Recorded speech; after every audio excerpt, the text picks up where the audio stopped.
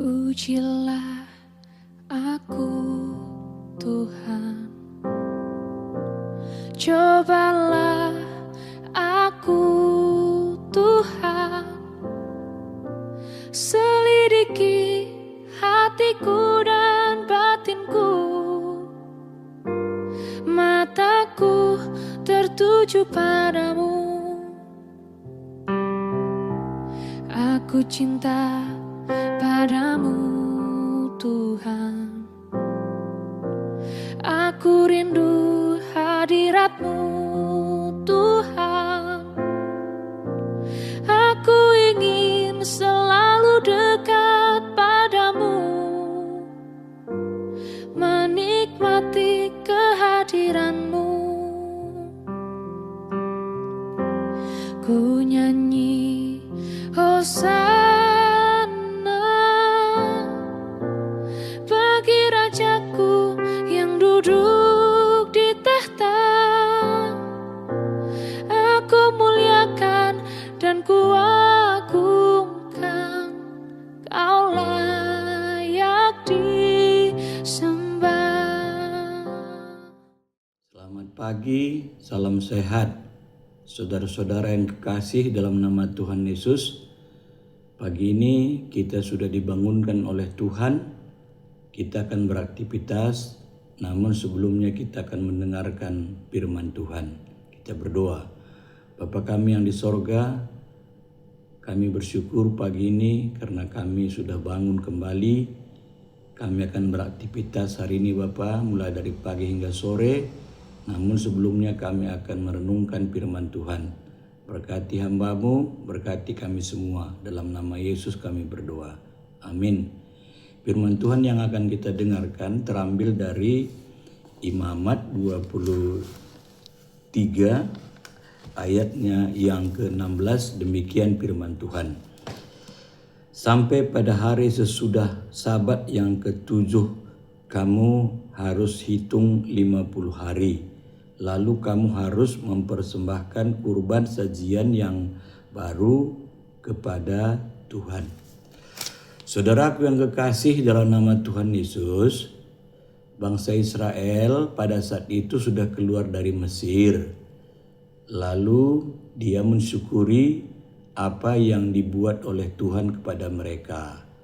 Maka sebelum mereka tiba di tanah perjanjian, maka Tuhan membuat suatu ketetapan kepada mereka, yaitu untuk menghitung 7 kali Sabat.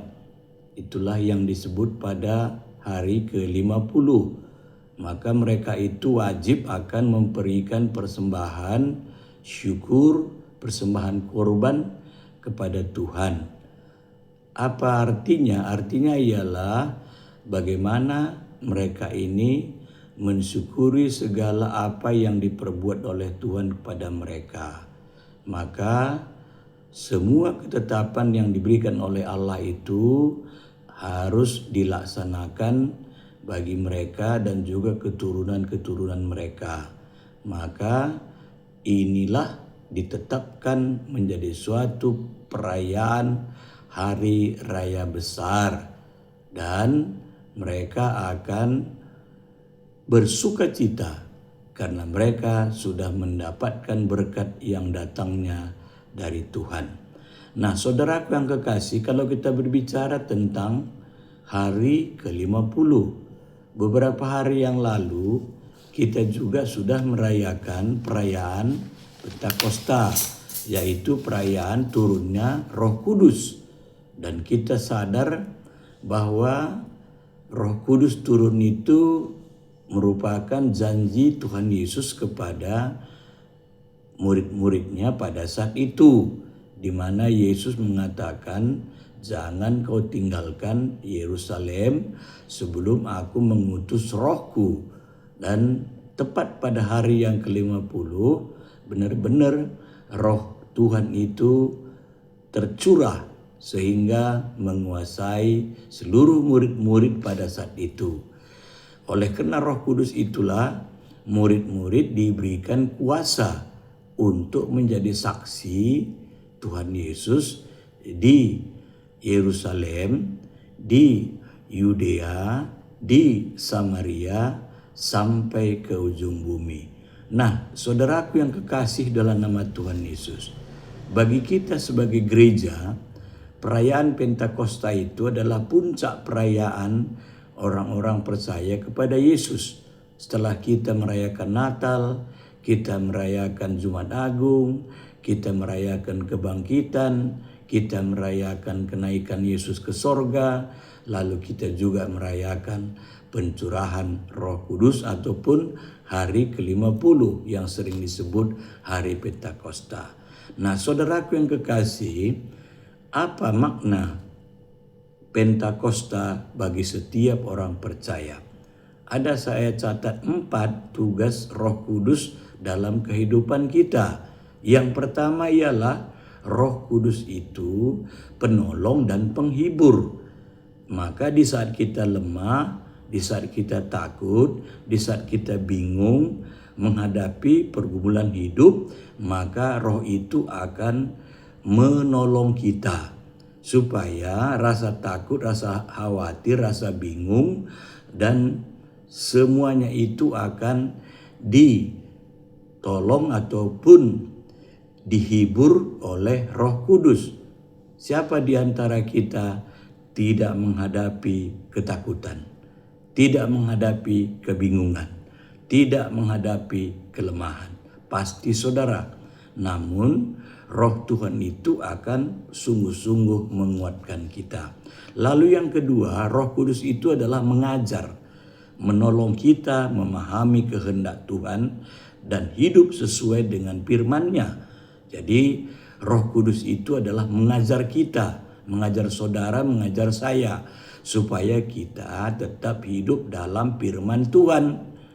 Walaupun dalam dunia ini bermacam-macam persoalan yang diperhadapkan bagi kita, namun kita tidak bisa terlepas daripada firman Tuhan.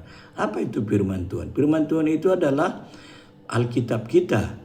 Kita belajar dari sana. Itu maka pernah kita di PJJ dibahas tentang kelompok baca Alkitab.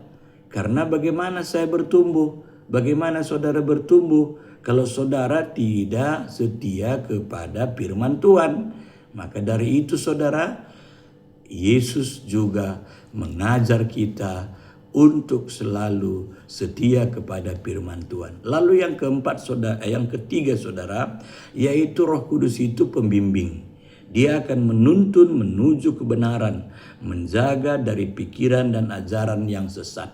Saudaraku yang kekasih, dalam perjalanan hidup kita di dunia ini, banyak kali yang ingin menyesatkan kita. Banyak kali yang ingin menjatuhkan kita. Apalagi kita ini adalah pilihan. Maka dari itu, Roh itulah yang akan membimbing kita agar ajaran-ajaran sesat, ajaran-ajaran palsu itu terhindar dari kita. Bahkan kita tidak tunduk kepada pengajaran-pengajaran palsu. Karena sekarang ini tidak sedikit pengajaran-pengajaran palsu, pengajaran-pengajaran sesat yang memalsukan firman Tuhan. Dan ada juga orang mengatakan Yesus itu bukan juru selamat. Yesus itu manusia biasa. Yesus itu adalah Tuhan. Apapun yang mereka ceritakan, kita harus kembali kepada firman Tuhan. Lalu yang keempat, saudaraku yang kekasih, Roh Kudus itu adalah pemberi kuasa, yaitu memberikan keberanian dan kekuatan untuk bersaksi serta melayani Tuhan. Jadi rupanya Roh Kudus itu memberikan kuasa kepada murid-murid, memberikan kuasa kepada saya dan kepada saudara, sehingga kita ini sampai hari ini tetap setia dan berani bersaksi, sama seperti murid-murid Yesus. Walaupun terkadang salib yang dihadapi, walaupun terkadang maut yang dihadapi, bahkan sampai kematian pun, tetap mereka setia untuk bersaksi, menyaksikan tentang kebenaran Tuhan. Nah, saudaraku yang kekasih, maka dari itu, untuk melaksanakan tugas panggilan saya dan saudara sebagai orang yang sudah dipilih, maka kita bersyukur. Karena apa? Karena pada hari raya Pentakosta itu, Roh Kudus itu telah dicurahkan bagi kita. Sehingga sampai hari ini tidak ada lagi rasa khawatir, tidak lagi rasa takut, tidak ada lagi rasa bimbang. Sama seperti murid-murid Yesus, sama seperti Rasul Paulus yang tidak henti-hentinya memberitakan perbuatan Allah. Nah, saudaraku yang kekasih, ternyata hal itu juga sudah dicatat oleh Nabi Musa. Itulah yang dikatakan tadi pada Imamat 23:16 sampai pada hari sesudah Sabat yang ketujuh. Berarti dulu pun sudah dicatat. Namun dulu yang dikatakan oleh Musa ialah pada hari yang ke-50 itu kita ataupun orang-orang percaya pada saat itu wajib memberikan persembahan. Kenapa? Karena mereka ini sudah dibebaskan. Karena mereka ini adalah pilihan. Karena mereka itulah orang yang akan menyaksikan kemuliaan Allah. Karena mereka ini akan diberikan kuasa untuk memiliki tanah perjanjian. Ianya saudara, sekarang ini adalah Yesus yang lewat Roh Kudus itu telah memberikan kuasa bagi saya dan saudara.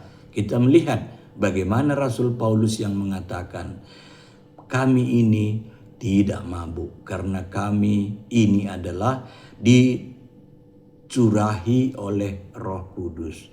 Maka dari itu Rasul Petrus bersaksi dan dia berkhotbah. Sehingga pada saat itu ada lebih kurang 15 suku yang mendengarkan khotbah Petrus, yang mengerti, memahami apa yang dia katakan. Itulah tandanya saudara. Mulutku dan mulut saudara yang sudah dikuasai oleh Roh Kudus, mari kita bersaksi. Mari kita berbuat. Jangan khawatir, jangan takut. Tuhan tetap menyertai hidup kita sampai kedatangan Kristus yang kedua kali.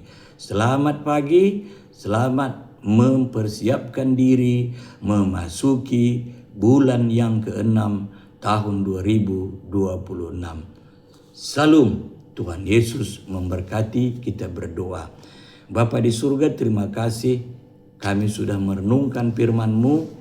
Firman-Mu ialah iya dan amin. Bapa, pada saat ini hamba berdoa untuk bangsa dan negara kami Republik Indonesia, di mana pada saat ini seluruh rakyat Indonesia berharap kepada bangsa kami ini, berhadap kepada pemerintahan kami ini, supaya kami ini damai dan sejahtera, saya dan sekata.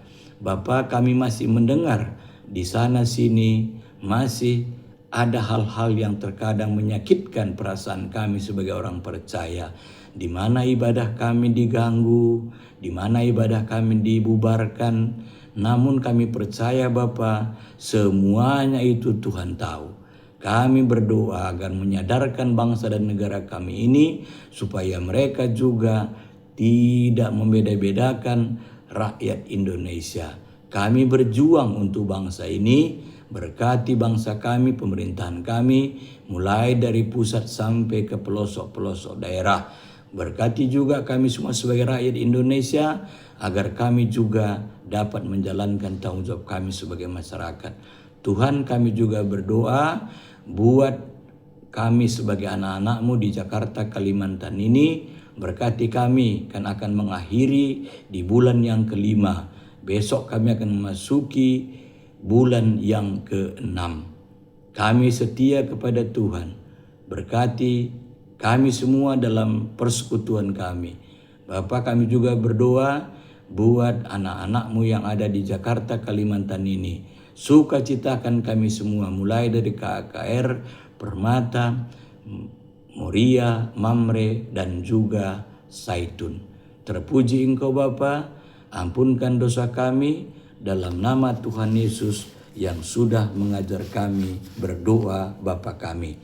Bapa kami yang di sorga, dikuduskanlah nama-Mu, datanglah kerajaan-Mu, jadilah kehendak-Mu di bumi seperti di sorga.